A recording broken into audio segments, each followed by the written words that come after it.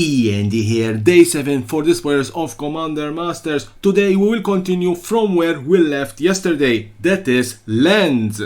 Ash Barrens, an extremely popular commander card, played in various decks and very useful thanks to its basic land cycle.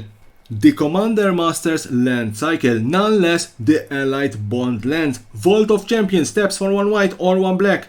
Undergrowth Stadium taps for 1 black or 1 green. Rejuvenating Springs taps for 1 green or 1 blue. Training Center taps for 1 blue or 1 red. Spectator Seatings taps for 1 red or 1 white. And with this latest reprint, I'm sure their value will be shattered more. At least we got gorgeous borderless versions.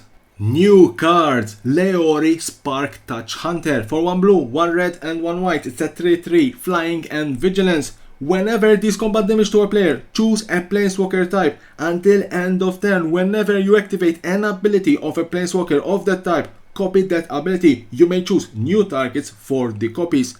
A nice legendary creature to add to your Planeswalkers deck. And while we are talking about Planeswalkers, Chandra Legacy of Fire, 4 and 1 red, 3 loyalty counters. At the beginning of your end step, Chandra Legacy of Fire deals X damage to each opponent where X is the number of Planeswalkers you control. +1, add 1 red mana for each Planeswalker you control.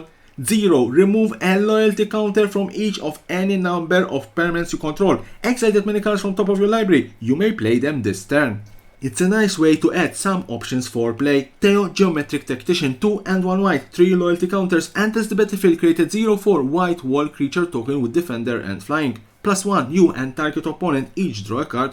-2, choose left or right. Until your next turn, each player may attack only the nearest opponent in the last chosen direction and Planeswalkers controlled by that opponent.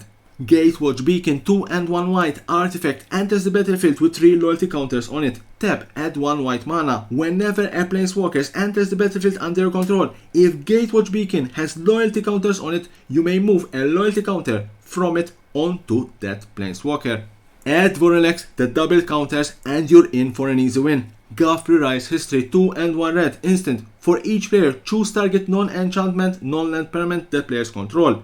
Those permanents owners shuffle them into their libraries. Each player who controlled one of those permanents exile cards from the top of their library until they exile a non-land card. Then put the rest on the bottom of their library in random order. Each player may cast the non-land card they exiled without paying its mana cost. Onake Oathkeeper, for 1 and 1 white, it's a 0/4. Creatures can't attack Planeswalkers you control unless their controller pays 1 generic mana for each creature they control that's attacking a Planeswalker you control. 4 and 2 white, exile Onake Oathkeeper from your graveyard. Return target Planeswalker card from your graveyard to the battlefield. Imagine targeting Ugin the Spirit Dragon.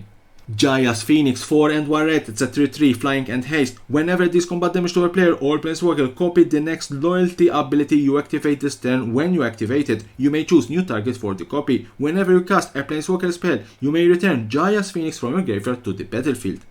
Spark Shaper Visionary, 2 and 1 blue, it's at 0/5. At the beginning of combat on your turn, choose any number of target Planeswalkers you control. Until end of turn, they become a 3/3 blue bird creature with flying, hexproof, and whenever this creature deals combat damage to a player, scry 1.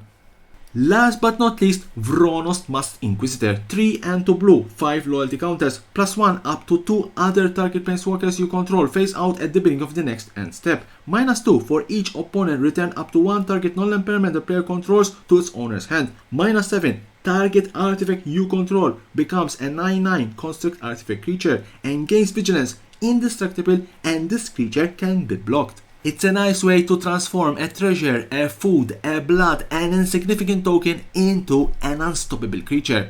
So that was the last card in this particular day 7 of the spoilers of Commander Masters. Join me tomorrow for the last few couple of days of spoilers of this very expensive set. And as always, don't forget to subscribe to my channel for more and more interesting videos about Magic the Gathering and the collectible world.